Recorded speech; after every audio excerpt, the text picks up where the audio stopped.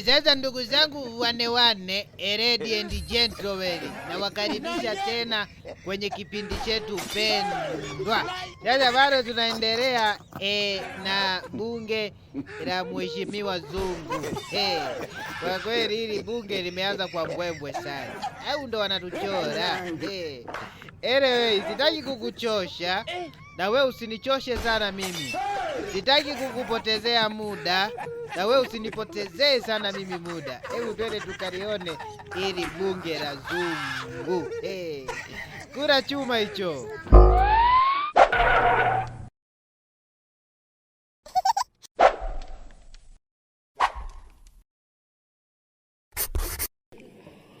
Waziri wangu, mzee wangu Kitila ni mmoja kati ya magenius. Mimi nilikuwa na Kitila zamani, tulikuwa naye Chadema, tulifukuzwa wote. Kama anakumbuka tulifanya press pale pamoja kikundi chetu. Sasa tuko kwenye chama kikubwa, Chama cha Mapinduzi. Mungu akujalie sana, uendelee kutusaidia kwa mawazo haya ambayo umeyaleta katika mpango huu wa serikali.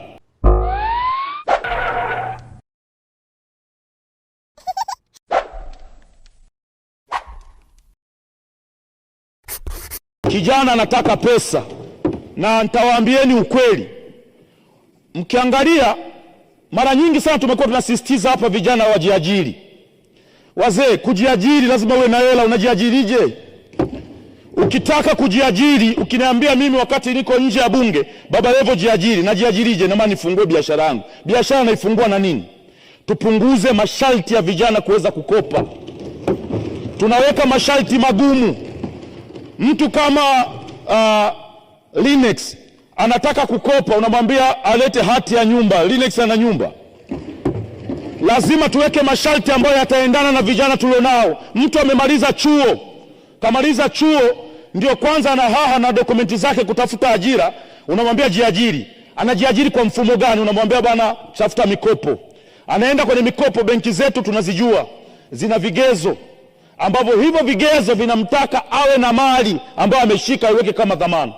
Tutafute njia sahihi hawa vijana pesa ziwafikie bila njia ngumu wanazopitia. Mimi nitawaambieni ukweli, mimi ni mfano.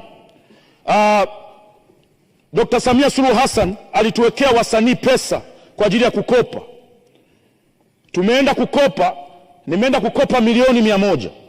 Masharti nilokutana nayo pale, cha kwanza niwe na mali kama gari au nyumba. Nikajiuliza kuhusiana na wasanii wa Singeli, hivi hawa watatoboa kweli kwenye huu mpango? Kwa tafsiri hiyo, hata hizi pesa ambazo nimeona Mheshimiwa Waziri Makonda amepewa bilioni 2, wapunguze masharti ya namna vijana kuzifikia hizo pesa. Wakiwawekea masharti magumu, wataenda watachukua wale wasanii ambao tayari wamesha kuwa matajiri, wana hela, na wale wenye vipaji wa China zile pesa hazitowafikia. Vijana nataka pesa bila kona kona, na ndio maana vijana wengi wanabeti, kwa sababu ukibeti unamuua Simba, mechi kisha unachukua hela yako unaendelea na maisha mengine. Kwa hiyo kwenye hili naomba sana Mheshimiwa Waziri, uweke mfumo ambao utawasaidia vijana kuweza kupata pesa kwa urahisi.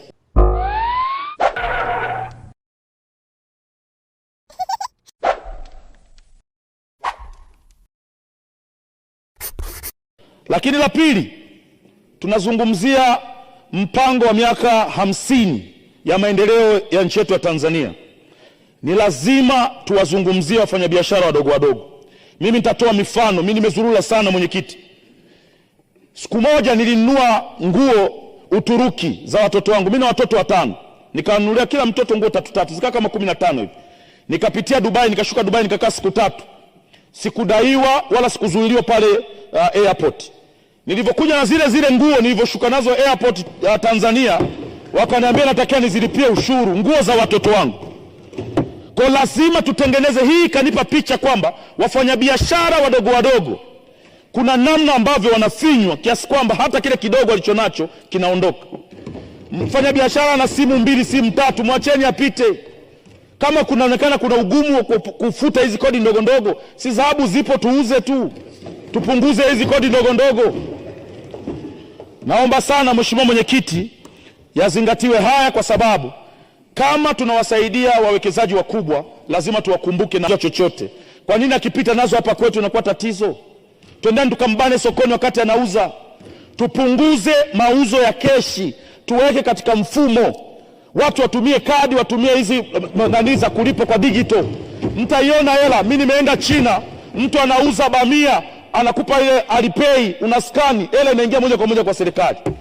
Lakini kiuhalisia kwa mfumo huu wa kuwabana hawa wadogo wadogo, mtawabana watakufa, mtatengeneza wakubwa, wakubwa watawanyonya wadogo. Naomba sana hilo nalo lizingatiwe.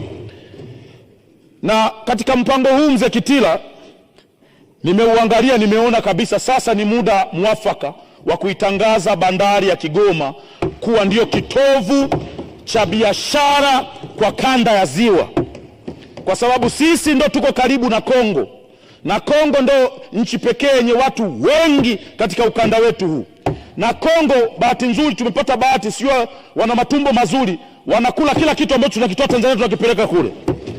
Kwa ipo namna ambayo tukiitumia Kigoma, ambayo iko connected na Burundi, iko connected na Kongo, iko connected na Zambia, kuna nafasi kubwa ya nchi yetu kutengeneza pesa nyingi ambazo zitakuja kusaidia kwenye miradi mingine tofauti tofauti. Lakini pia kuna bandari yetu ambayo sasa hivi iko inaboreshwa pale. Tunaomba sana mzee wangu Kitila waweke mitambo ya kisasa. Sasa hivi pale gari moja kushushwa mzigo, yani unaona wanahaha wale jamaa, utafikiri tu wanafanya kazi gani? Yani wanatumia forklift lakini wanakuwa kama makuli. Tunaomba mitambo ya kisasa iwekwe ili kufupisha muda wa kupakia na kupakua mizigo katika magari bandari ya Kigoma.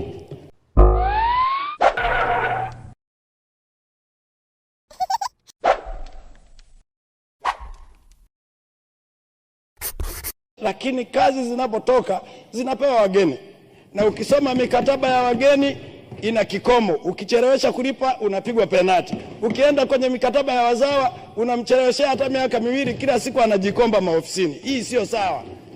Tunatengeneza mpango mzuri, lakini kusimamia hatuwezi. Na mimi nikuombe Profesa, nimeona umesema unataka kuwaimarisha wakandarasi wa ndani. Hivi kwa nini kuna kazi tunaweza tukasema kuanzia hata bilioni 50 hata bilioni 100 zote wapewe wazawa? Sasa unaweka kazi unawashindanisha na wageni. Wageni wanajua kurobwa, wanarobwa, wakandarasi wetu wanabaki kuhenyeka na vumbi na kulipa hatuwalipi. Hii sio sawa. Kama kweli tunakubaliana kwamba tunataka kuimarisha wakandarasi wetu wa ndani, ni vizuri tukatenga kiasi cha pesa, kama kiasi labda bilioni 50 au bilioni 100, hizi zisishindaniwe na wageni, zishindaniwe na wazawa. Hapo ndipo tutakapoimarisha uchumi wa nchi yetu, kwa sababu pesa yote itabaki huku kwetu ndani. Mheshimiwa Mwenyekiti, nichangie, nimefurahi sana kusikia wenye viti wa bodi sasa wataingia kwa kushindana. Hili ni jambo zuri sana, na mimi leo ni kama mara ya 4 nazungumza. Mwenyekiti wa bodi ndo mbeba maono. Sasa mara nyingi imekuwa kama cheo cha shukrani. Mtu anastaafu na miaka 70, kashindwa kufanya kazi vizuri akiwa kazini, ameshakuwa mstaafu, maisha yamempiga kule, unamchagua tena unampa bodi. Hana atachopoteza na muda wake wa Mungu umeshafika miaka 70. Kwa hiyo anaenda pale kukaa tu na kusinzia, matokeo yake tunaanza kusumbuana. Nashukuru sana Mheshimiwa Mwenyekiti na Mheshimiwa Waziri. Ninafurahi waingie kwa ushindani, lakini na umri pia. Mtu akishastaafu anatakiwa pumzike, mawazo mapya yaingie.